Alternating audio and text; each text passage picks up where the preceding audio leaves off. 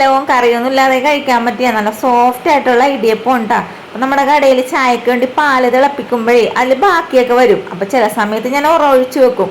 അപ്പം ഞാൻ ഇന്ന് വിചാരിച്ച് കുറച്ച് ഇടിയപ്പം ഉണ്ടാക്കിയാൽ ആ ഇടിയപ്പത്തിലേക്ക് പാലൊഴിച്ചാൽ എങ്ങനെ ഇരിക്കുമെന്ന് വിചാരിച്ച്. അങ്ങനെ ഞാൻ കുറച്ച് വെളിച്ചെണ്ണയും പഞ്ചസാരയും ആവശ്യത്തിന് ഉപ്പ് ഇട്ട് കൊടുത്ത് തിളപ്പിച്ച പാലും കൂടി അങ്ങോട്ട് ഒഴിച്ചു കൊടുത്തിട്ടേ കുഴച്ചെടുത്തപ്പോൾ നല്ല സോഫ്റ്റ് ആയിരുന്നു കേട്ടാ. എന്നിട്ട് നമ്മുടെ ആ ഇടിയപ്പം ഉണ്ടാക്കുന്ന അച്ചിലോട്ട് വെച്ച് കൊടുത്തിട്ടാ.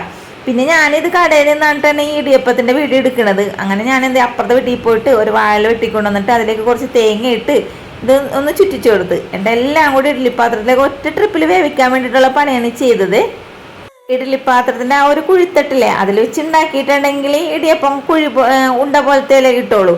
അപ്പോൾ ഇത് ഇത്തിരിയും കൂടി നല്ല പരന്നതായിട്ട് കിട്ടുമ്പോൾ നല്ലൊരു ഭംഗിയായിരിക്കും. എനിക്ക് ഇങ്ങനത്തെ ഇടിയപ്പമാണ് ഭയങ്കര ഇഷ്ടം. അപ്പോൾ അതെല്ലാം ഇതേപോലെ വേവിച്ചെടുത്തിട്ടുണ്ട്. ഇനി വേണമെങ്കിൽ തേങ്ങാപ്പാലോ അല്ലെങ്കിൽ വെറുതെ ഒക്കെ കഴിച്ചാൽ നല്ല ടേസ്റ്റ് ആയിരുന്നു.